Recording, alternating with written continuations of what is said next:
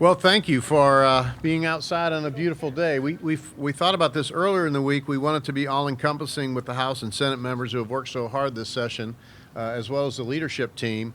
And we said, heck, let's do it outside. We have this beautiful building, and we're grateful that you would show up just to hear from our leaders just for a few minutes about kind of the first half of session. I know the House is still in, so we're cognizant of their responsibilities to get back to the House. And we'll try to open it up for questions after a few folks speak. I wanted to start off by thanking both Senator Laughlin and Speaker Patterson and their leadership team, as well as their members.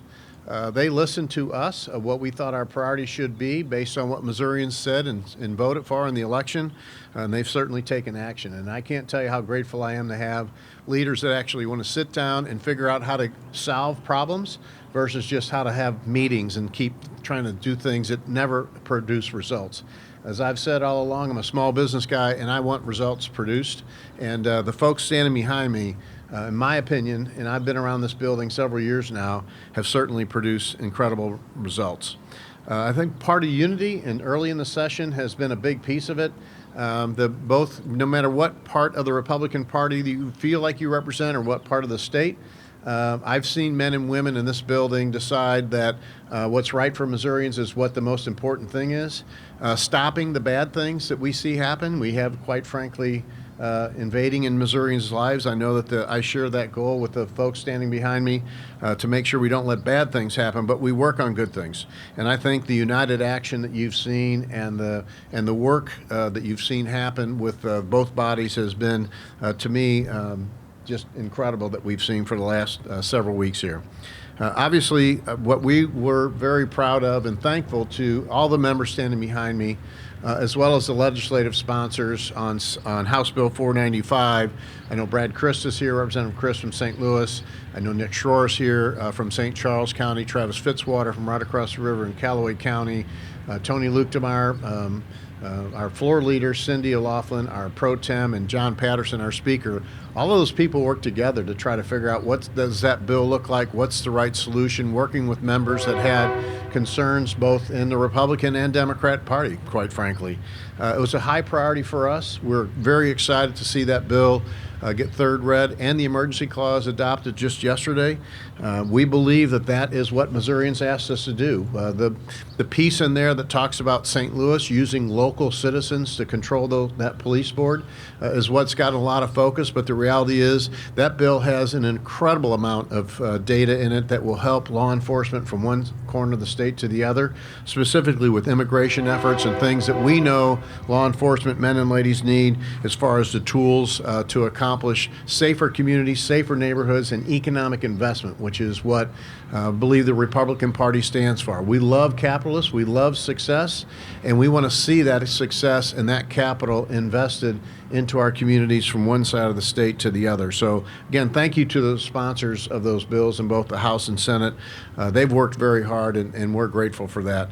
Other things, passing the supplemental bill by spring break, I think is probably one of the fastest times we've done that. And as you know, it's a typical supplemental, has a lot of costs to continue in there, mechanisms that needed to be done. But a huge piece for our seniors, especially our AAAs, our area agencies who spoke loud and clear, united with one voice, were respectful of the process, and we're happy with that supplement that we were able to get that piece involved in them, and I think that's what responsible government does. So we'll take some questions in a minute, but first I'd love to turn it over to the first female President Pro Tem of the Missouri Senate, Senator Cindy O'Laughlin.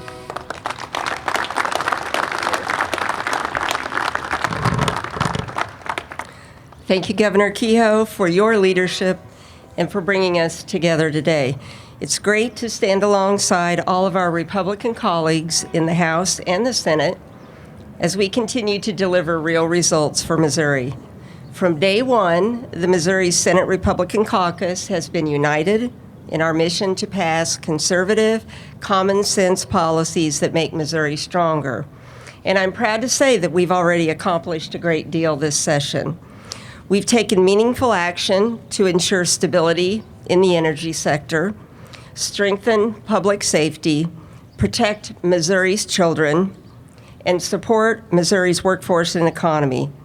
These are priorities of Missouri's families, and they are priorities of the caucus. Strong leadership from Governor Kehoe has helped us accomplish these things. There is still more work to do in the second half. We remain focused on passing policies that protect our communities, support our families, and grow the economy. I thank all of my colleagues, both in the Senate and in the House, for helping us to accomplish these things. I'd like to invite Senator Tony Luetkemeyer to speak more about the accomplishments of the Missouri Senate.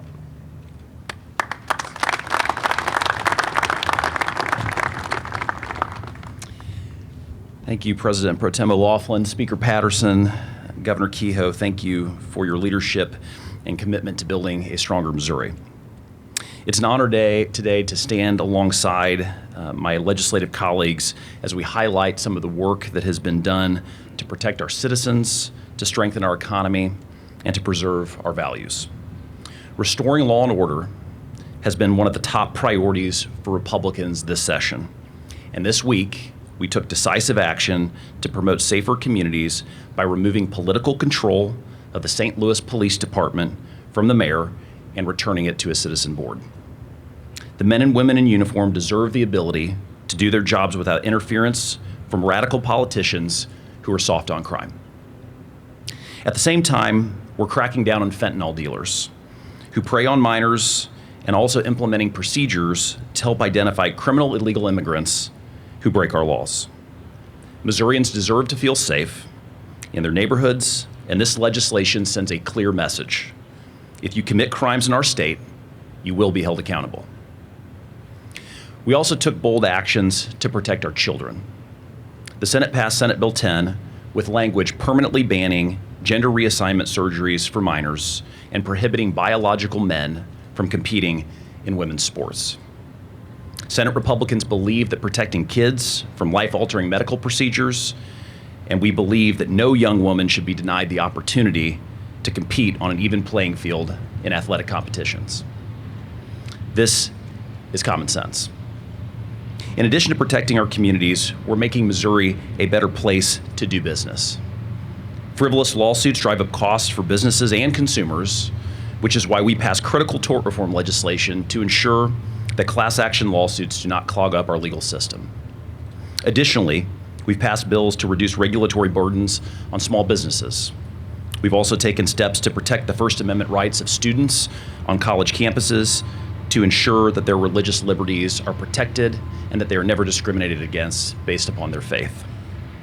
While passing strong conservative legislation has been our main focus in the Senate, we've also ensured that Governor Kehoe has the team that he needs to lead Missouri forward. And as of today, I'm happy to report that the Senate has confirmed all of the governor's cabinet appointments, ensuring that he has every department led by principled, capable individuals who will serve the people of Missouri and implement the governor's vision for our state. The success we've had this session is proof of what we can accomplish when we work together. With a united Republican majority in the Senate, we've advanced bold, conservative policies that make our state safer, stronger, and more prosperous. When we focus on our shared principles and work as a team, we deliver real results for the people of Missouri, and we are just getting started. With that, I would like to welcome my colleague, Speaker John Patterson, to the podium.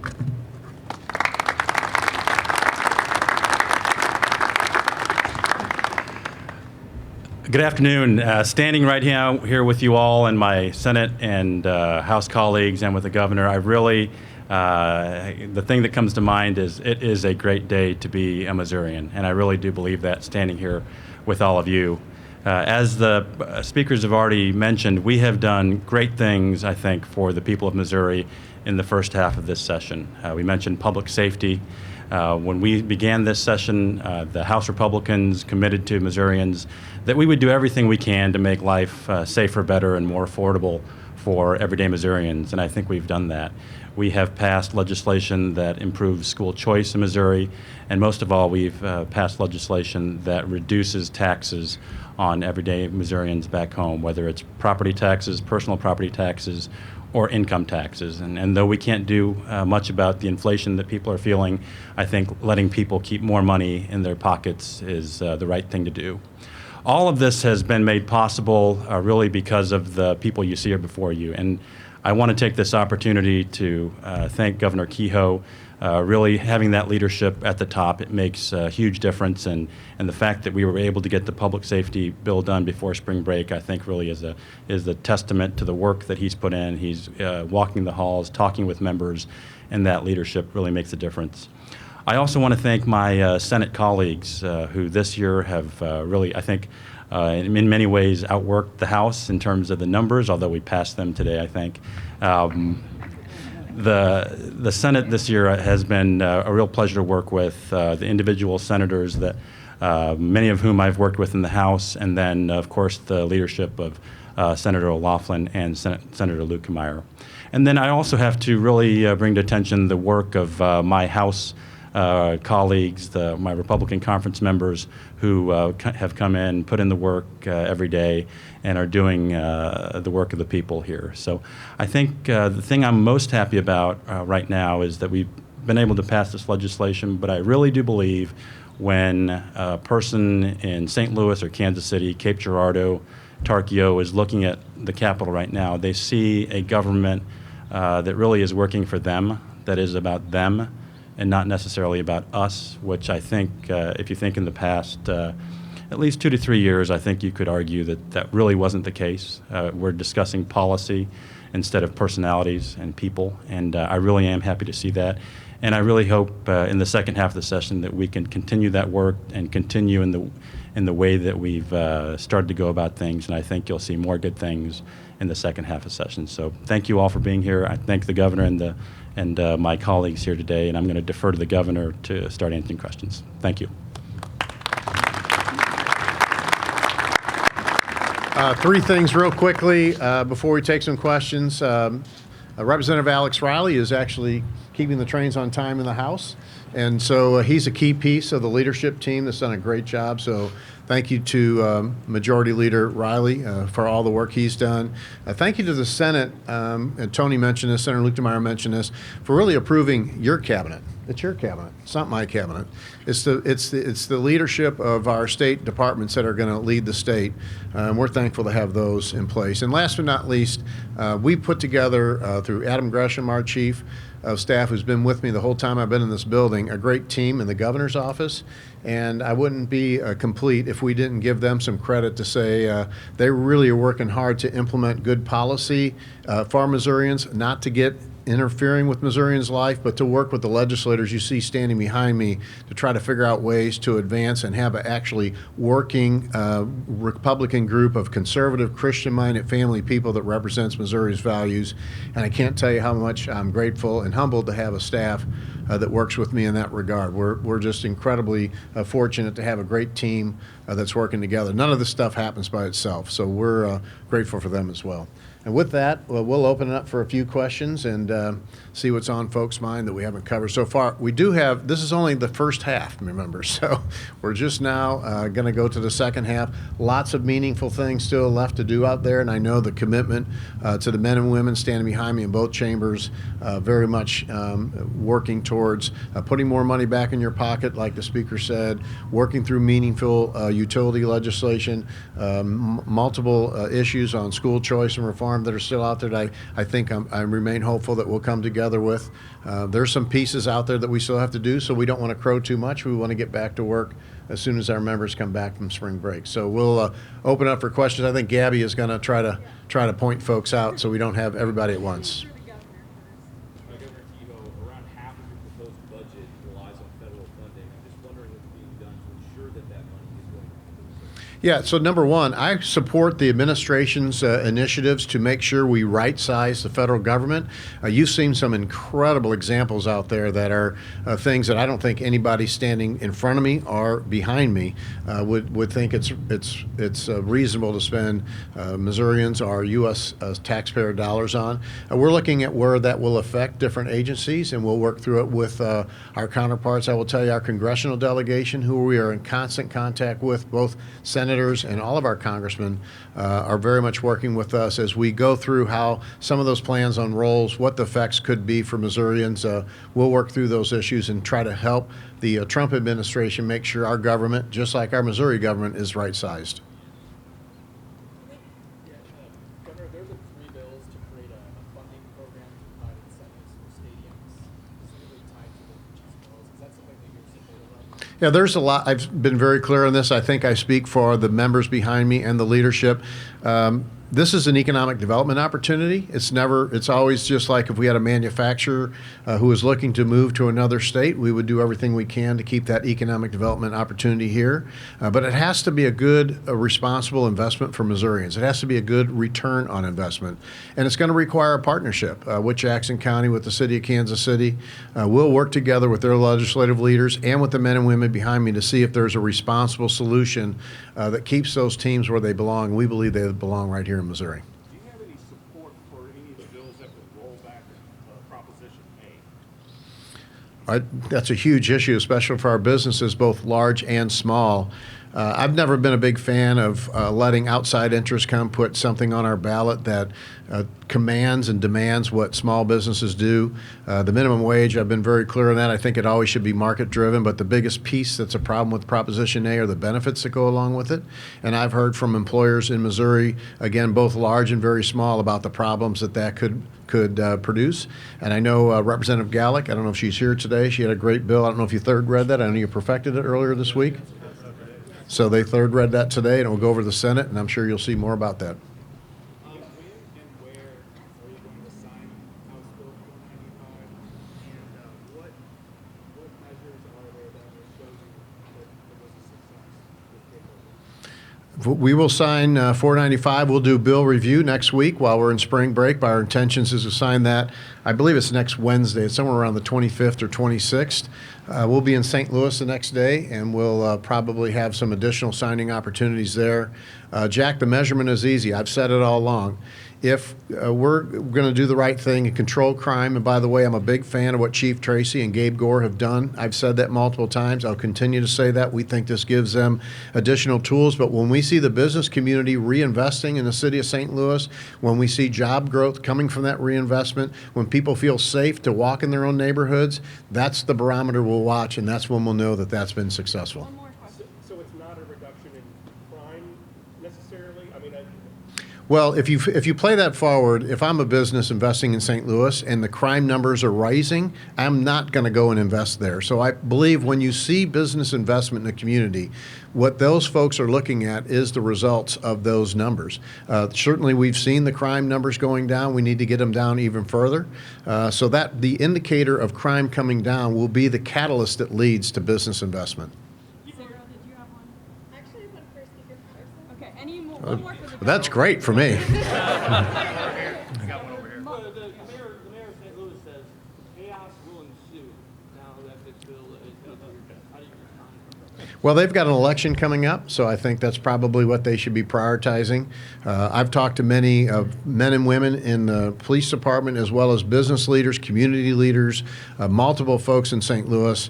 They're very excited at this opportunity, and I think the best days for St. Louis are ahead of us in the very short-term future. We'll bring Speaker Patterson up quickly now. Gabby, one or two. Somebody had a speaker. Hello, Sarah. Hello. So my question is on the legislation the House third read today on Proposition A Yes. that eliminates the sick leave. Mhm. When you spoke to me in January, you said that you didn't support legislation that delayed the implementation of sick leave. Have you changed your mind? Why did the House put this through today? Well, I was talking about more the minimum wage part, let me say something about. Leave on the edge. Well, let me say something about the legislation. I think House Republicans, I'm very aware that people went to the polls and voted for this. I'm very aware that in my House district, Prop A was more popular than its state representative. It got 57% of the vote. And when I go and talk to Missourians around the state, and we all do, they also tell us another thing. About 95% of Missourians tell us we want you to compromise. We want compromise. You guys need to be compromising. And so I think what you're seeing here is, and I don't subscribe to this theory that Missourians didn't know what they were voting for. I think they knew exactly what they were voting for, and they were voting for a statute. And Missourians know that we pass laws and that sometimes you have to compromise. And so they passed a statute. They're very well aware that they have a legislature and that we would come in and see what we can do to make things better for Missourians and Missourians' small businesses. So I think what you're seeing here is that we are compromising. We want to keep the minimum wage piece in place. We don't want to delay that, but the onerous burdens of the sick leave part, I think we're compromising with the people and saying this really is not sustainable. And really, I believe if it were implemented, it would really hurt the people that we're trying to help. And so I think it's something that was necessary for us to do, and I'm happy we were able to do it today. But I think what we're seeing here is compromise between people and the government and their elected representatives, and I actually think that's a good thing. We can do one more question for our speaker. There's been a lot of talk today about state control of SLMPD. The people of St. Louis, are all asking the same question. What specific changes will they see to improve safety? Well, I think, as the governor said, when we look at St. Louis City, I'm a proud Kansas Citian, but I love going to St. Louis. I love visiting there and seeing all the great things that it has to offer. St. Louis is one of the great cities of this country, and I want to do anything we can to make sure that it stays that way. And when I see people moving out in the numbers that we see, we have to do something. And so that's why I supported this legislation, is that we can't sit here and do nothing as St. Louis City goes downhill. So as someone that loves St. Louis City, I think this is something that will help, and that's why we pursued this legislation. And I'm very proud of Representative Christ for the work that he was able to do. My question is more, are we going to see more police on the streets? Are we going to see more funding for SLMPD? Well, on those two things, I think you will, especially with some of the things that we're working on, making it easier to recruit and retain police officers. I hope you'll see that. Thank you all. Will there be more money? I know Senator Shore said he had commitments from appropriators in the House and the Senate that if the need arose for more money toward St. Louis police, that there would be support for that. Do you support that? I think you'll see funding for St. Louis Police be adequate and improved. All right. Thank you, guys. Thank you at spring training. Back, so, Governor, if you want to close out. Yeah, I would close by saying, as the speaker said, we have tried to be as available at the Capitol as we can, and I'm grateful to the men and ladies here. Some have been here for a while, some are brand new, for welcoming us into their office and trying to really learn what's most important in their districts. As you guys know, I'm a business guy. I like to understand what my customers want, and in this case, what the citizens of the state want from one corner to the other. It's unique. What's needed in Dunklin County is very different than what's needed in Nottoway County. But the sense of Missourians wanting us to work together, not compromising our conservative values, not compromising those values, but figuring out a way to bring a plan together speaks volumes. And this is a win today to the bill that was passed yesterday, and Representative Chris and Senator Shore's bill is a win for law enforcement. It's not a win for us. It's a win for communities. It's a win for public safeties. And it's a bad day for the bad guys. So we like that as well. Thank you so much for being here. And I can't thank our colleagues behind us enough. They get the credit. We just happen to be able to stand here today. So I'm grateful for their involvement and being here today. So thank you so much.